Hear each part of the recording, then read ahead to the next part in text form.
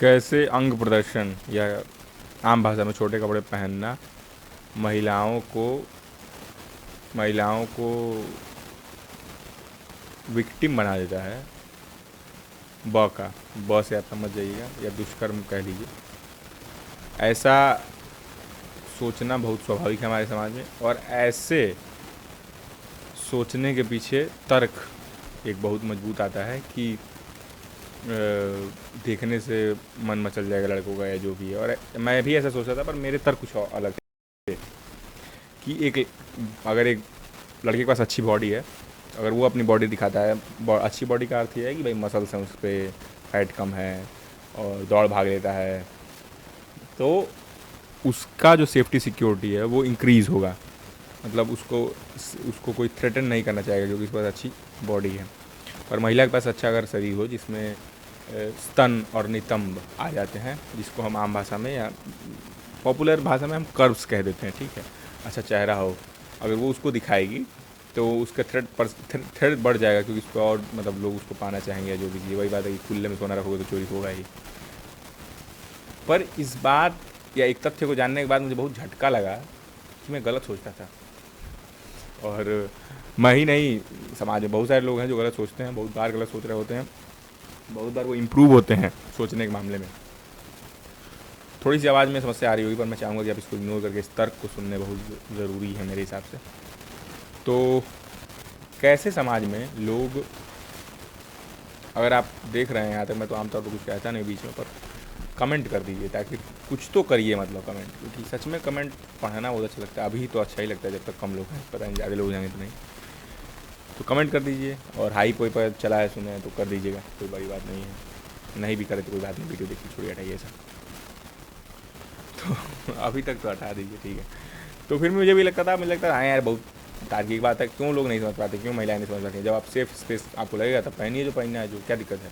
और safe space तो कहीं समाज में है नहीं, क्योंकि समाज ने इस तरीके से अपने आपको बना रखा है कि फिर वो बदलेगा नहीं, जल्दी से बदलेगा तो बहुत समय लेगा। फिर ऐसा क्यों है यार, तो घर में पहनिए चुपचाप से। कहने का अर्थ यही है, मेरा डायरेक्टली कहने का मतलब यही था, पर मैं डायरेक्टली ये नहीं कहता था, ठीक है। मैं ये कहता था कि मेरा कहने का मतलब ये था कि सेफ स्पेस में पहनी बात करो। पर मैं इसको मुखरता से कहा हूँ, कभी भी मैं इसको ना कहने से नहीं चुका हूँ। मैं सही हूँ गलत हूँ, मैं कभी इस बात का भय नहीं किया है। अभी भी हो सकता है बहुत सारे मुद्दों पर मैं बहुत गलत राय रखता हूँ, सामाजिक स्तर पर गलत या ऑब्जेक्टिवली इनकरेक्ट। ऑब्जेक्टिवली पता नहीं रियलिटी होती है या ट्रूथ होता भी है कि नहीं, मैं नहीं जानता, पर सब्जेक्टिविटी में ज़्यादा ध्यान देता हूँ।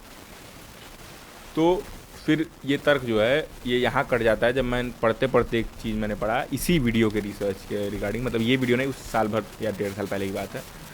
तो मैं स्क्रिप्ट लिख रहा था किसी वीडियो के लिए, तो फिर उसमें समझ में आया कि 9.4% बलात्कारियों को ये पता ही नहीं। ये फैक्ट मैं दे चुका हूँ बहुत बार वीडियो में, पता ही नहीं था। अमेरिका में शायद रिसर्च की गई थी कि उन्होंने जिसका बलात्कार किया उस महिला ने क्या पहना था।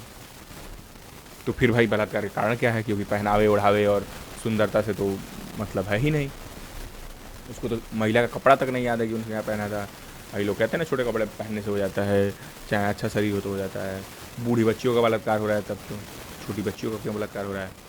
बूढ़ी बच्चियाँ नहीं, बूढ़ी महिलाओं, क्षमा चाहता हूँ भाषा में इधर उधर जाने की, ठीक है। तो ऐसा क्यों है, फिर क्या है वो, आप इमेजिन करिए फिर एक और सिनेरियो कि एक बच्चा है, आप कहीं क्लास में पढ़ा रहे हो, या कुछ भी, आपके मोहल्ले में एक बच्चा है, आपके दीदी का एक बच्चा है, आपके भैया का एक बच्चा है, कुछ भी हो सकता है, या आपका छोटा भाई ही है, और आप उसको एक चटा मारते हो तो कुछ नहीं करता है और चुपचाप से लाइन पे आ जाता है, ठीक है। तो आप दूसरा चाटा भी मार देते हो, और वो कहीं ना कहीं वो इतना ज़्यादा हो जाता है कि वो चाटा खाना उसका आदत हो जाता है, चाटा मारना उसका आदत हो जाता है, ठीक है। अब सपोज करो कुछ ऐसा, एक रियलिटी, हाइपर रियलिटी इमेजिन करो, या रियलिटी इमेजिन करो, अगर कोई व्यक्ति किसी व्यक्ति को चाटा मारेगा तो उसका हाथ वहीं जल जाएगा।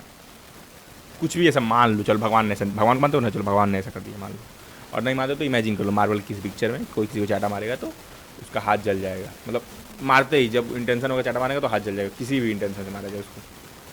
क्या कोई किसी को चाटा मारेगा? नहीं मारेगा। कहने का अर्थ यही है कि ये आ रहा है यहाँ से कि आई कैन डू, ये पावर से आ रहा है कि मैं मार सकता हूँ तो कुछ नहीं कर सकते हो, जाओ कह दो मम्मी से, देख लेंगे हम। समझ रहे हो, ये वहाँ वो माइंडसेट है वो कि आई कैन डू, हाँ कर लेंगे, जाओ बोल दो, जाओ करना है कभी। आप अपने छोटे भाई को ज़्यादा मार सकते हो, अपने टीचर को नहीं मार सकते हो, अपने बाप को नहीं मार सकते हो। कई जो मारने को मार सकते हैं जिनको लगता है कुछ नहीं हो सकता मेरा। प्रोफेसर को नहीं मार सकते हो, या अपने बॉस को नहीं मार सकते हो, तो नहीं मारते हो, कभी नहीं मारते हो। वो बॉस आपके बच्चे से ज़्यादा आपको गुस्सा जाता है, पर आप नहीं मार सकते हो, इसलिए नहीं मार पाते हो। ठीक है, इसके पीछे मैं यही बताना चाहता हूँ कि आपको जीवन में हमेशा ग्रो करते रहना है अपने विचारों के प्रति।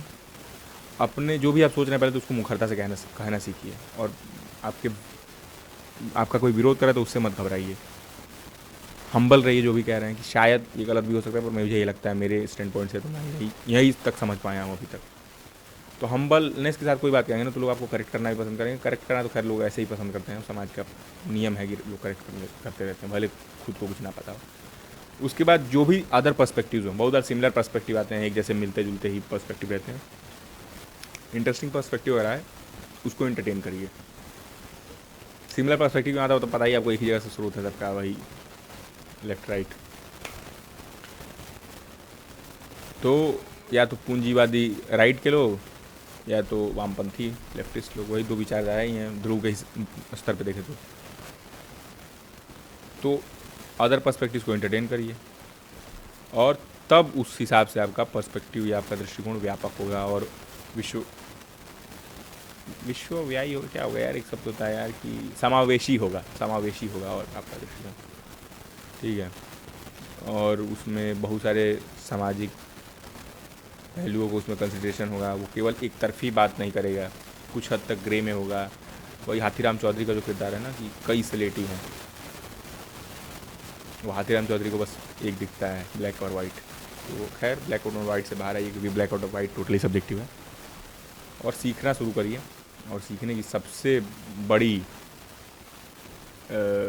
विषाद होगी मैं कहूँगा, या न्यू है, जो आप खुद को सोचना समझना, जिन भी मुद्दों पे आप असहज हो रहे हो, अनकंफर्टेबल हो रहे हो, उनको रिकॉग्नाइज करिएगा। अच्छा, इस चीज़ से मैं अनकंफर्टेबल हो रहा हूँ, कास्ट से अनकंफर्टेबल हो रहा हूँ, या रिलीजन से हो रहा हूँ, चाहे इस प्रैक्टिस से हो रहा हूँ, चाहे इस चीज़ से मेरे को परेशानी हो रही है, उसको सीखना देखना शुरू करो, सीखना शुरू कर दो, अनलर्न करना शुरू करो जो चीज़ें ऑलरेडी लर्न कर चुके हो। और हाउसवाइफ में मैं एक वीडियो लाऊंगा कि हाउसवाइफ का कॉन्सेप्ट हम लोग बहुत अच्छे से लर्न कर चुके हैं। मैं अभी मेरे को नहीं पता कि मैं कंफ्यूजन ड्रॉ नहीं किया, क्योंकि स्टार्ट कर रहा हूँ मैं। हाउसवाइफ क्या है वास्तविक स्तर पर, इस पर मैं बात करने का प्रयास करूँगा।